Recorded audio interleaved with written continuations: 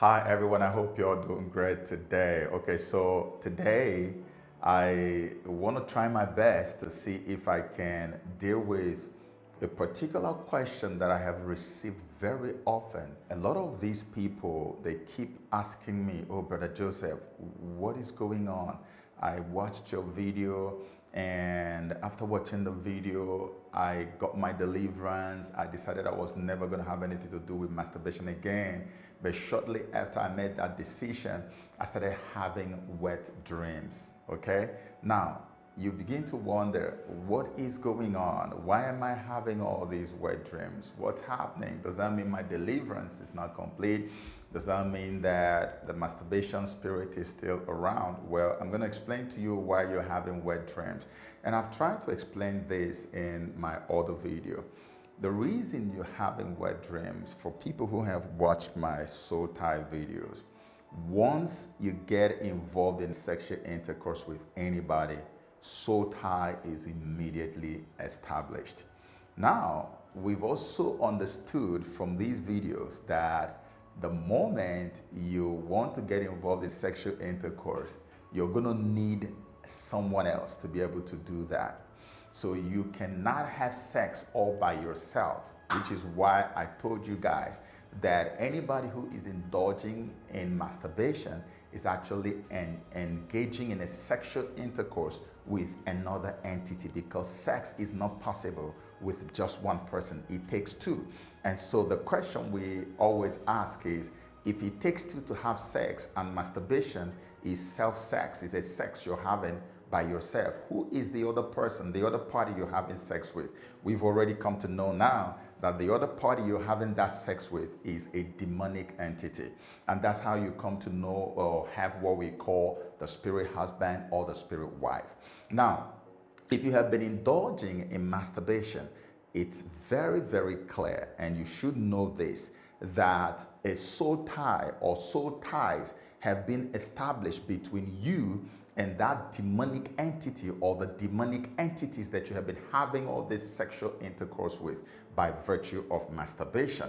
And if those soul ties have been established over the years or months or weeks or whatever period of time you indulged in that evil thing, if those things have been established, you should not expect that they would just get wished away the moment you stop masturbating. So when you stop masturbating, the thing that happens is the soul ties still linger. They still stay there. And it is through these soul ties that these demons are able to access your soul again, because your dream life is operated from your soul area. So in the time that you're having a wet dream, it is that same soul tie that is creating a bridge and access for these demonic entities to still come in and make love to you through your soul.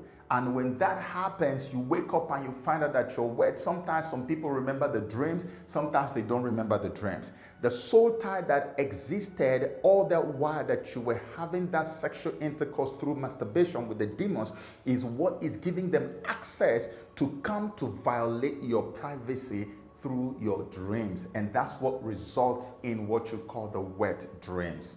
So now here is the solution I gave in one of the videos, and I'm going to give it again today. So God gave us an inspiration to create specialized prayers to break loose from soul ties. And these prayers, thankfully, came for both men and women. And I posted a video to this effect, and we also have those prayers in a print format. Now, I have shared these prayers with people several times in the past, and the video is still out there on my YouTube channel. You can scroll down and you will find the video there. I encourage every single person who is experiencing this wet dream thing to go ahead and begin to pray those prayers as frequently and as often as you need to pray them. As you keep on praying those prayers, having made your decision to run away from masturbation, you're going to realize that over a short period of time, that whole wet dream nonsense is going to end, because you need to evacuate the satanic evil energy that has been deposited in the regions of your soul. Remember, I've explained to us before also what actually happens when you have sex. You know, many people think that it is the male organ coming to meet the physical female organ. That's actually what you call sex. No, those are preamble. enables. Those are the things that actually enables the actual sexual intercourse to take place. Real sexual intercourse is translated to mean the intermingling of two spirits. When two spirits are intermingling like this, and the end result of that intermingling is that both of them melt into each other and become one. Now, there's a message I've always preached, which I believe I have to preach again, from the book of Genesis, where the Bible talked about two shall become one. Of course, you know that there's no way that two can become one physically. There's no way that a man and a woman can come and their bodies will come together. So if that doesn't happen, then what is God talking about when he says that two shall become one?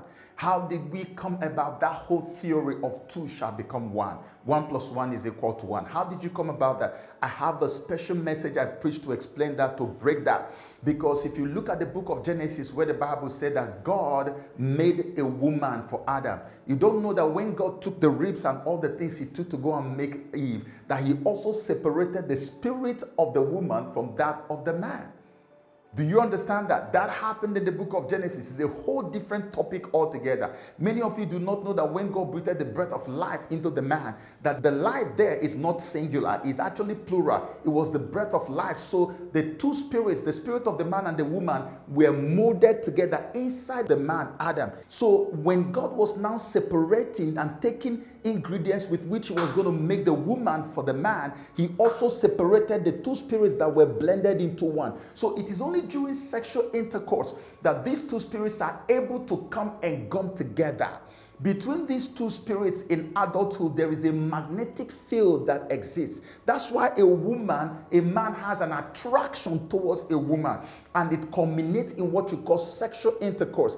And when that sexual intercourse happens, aided by the physical union of the male organ and the female organ, the two spirits come together and they actually achieve that same oneness that happened inside the body of Adam in the book of Genesis. I told you it's a totally different topic and I'm going to deal with it at a later date. But this is what is going on. So you can imagine that when you go into a sexual intercourse with somebody, your spirit and that person's spirit come to intermingle and they finally become one.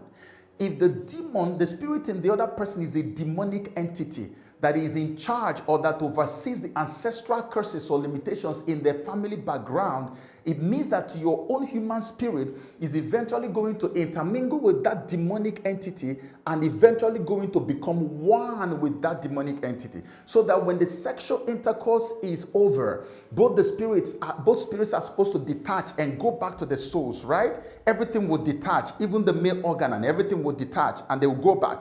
But you have no idea that most often than not, when you intermingle and bond with a demonic entity, your spirit and that of the entity bonds.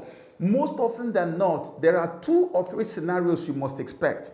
Number 1, all the curses and the poisons that come with that demon are already automatically injected or infused into your own spirit, so that you actually come out of that sexual intercourse becoming a totally different person, because your spirit is really who you are. Your spirit is who you are. So you have a contaminated, polluted spirit automatically just by having sex with someone. That's the first scenario. The second scenario that many people don't even think about is that the demonic entity can actually arrest your spirit and refuse to release your spirit. And because he has arrested your spirit, and this demonic entity is the spirit of Satan himself, they can arrest your spirit and chain your spirit in the pit of hell. But then what happens to you again? Because you cannot walk around with just a soul and not have a spirit. Now, one theory you have never heard before, and I'm going to tell you now, is that because that demonic entity was able to harvest your spirit and you gave it to them willingly, legally, and they've arrested it, they now have the right, they have won the right to replace your spirit with their own another demonic spirit of their choice. So let me explain to you how this works. So you see, when Christians say, I have given my life to Christ, you gave your life to Christ, but you're still walking around the whole place, entering your car and moving. How can you say you gave your life to Christ and you're still walking around the whole place? Actually, it is true you gave your life to Christ. You know why? By that confession you made, your spirit has been given to Christ. And that's why the Bible says, for my life is hid with him, with Christ. So if you give your life to him, then the scripture is right when it says, for my life is hid with him. So now, if your life is hid with him and he has received your spirit, he has also won the right to replace your spirit with his own spirit, because you cannot be left with only a soul without a spirit. That's why when he takes your life, as you give it to him, he immediately, in the same instant, actually replaces your own spirit with his spirit. And that's when the scripture now says, for it is no longer I that live, but Christ that lives in me. You see how that works? So whoever receives your spirit, has won the right to replace that your spirit with his own spirit. If it is God you gave it to willingly, God replaces that spirit with his spirit. And then it is no longer you that live, but Christ, God's spirit, that lives in you.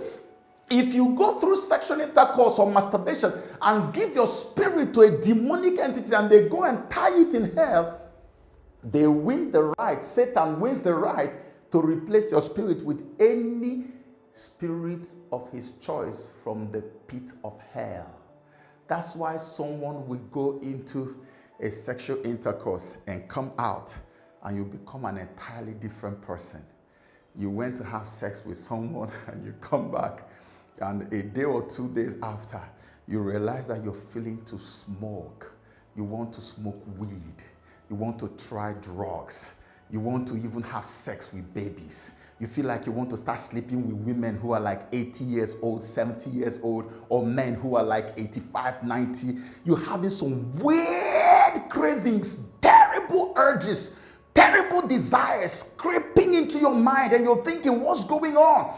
This does not happen in my family. No one in my family has ever done this. What am I feeling for? Why am I like this? You can't understand, because the you that you were before you went into that sexual affair has died, is gone, is in hell, now is arrested. It's now a different spirit that is inside of you. And you engage in another situation where you masturbate, they can keep on changing the spirit every time you masturbate or indulge in a sexual intercourse, maybe with a prostitute or someone who has a terrible demon inside of them. They can keep on arresting the spirit, changing the spirit. It's actually called spiritual exchange. That's what happens when anything that has to do with sexual intercourse, whether it is with a human being or with a demon through masturbation, it's always a sexual spiritual exchange that takes place. So you are exchanging your spirit for a spirit that is from the pit of hell. So you totally become a different person. And people are saying, what is going on with this guy? Look at the way he just deteriorated. And they will not know that it's because you slept with just one person and they took your spirit and replaced it with a demonic spirit. And that's how you become. There are some people that they don't even replace the spirit. And like I told you about the first scenario, they just poison your spirit. You come out after sleeping with a woman, you finish as a human being. People look at you, they won't recognize you anymore. Sicknesses upon sicknesses upon sicknesses. All kinds of curses are upon you. Things that no other person from your family is going through, you are going through them. You are having all kinds of misfortunes. You don't know it is because that demon in the other woman you slept with or the guy you slept with had already melted and poisoned your spirit with all the poisons that he was carrying from those other person's background. All the ancestral curses that work in their family, they've transferred it to you alone. Your family members don't have it, but you have it by virtue of linking your spirit with the spirit that is from the pit of hell. So whichever way you look at it, it's a lose-lose situation. With human beings, you will say, well, it depends on whether I sleep with someone that is possessed or not. How will you know? With masturbation, 100% every time of the day that you sleep with that demon, you have these poisons injected into you. You have your spirit removed from you. You get addicted to pornography. You get addicted to all kinds of rubbish because your spirit has been taken out. Another spirit has been put into you.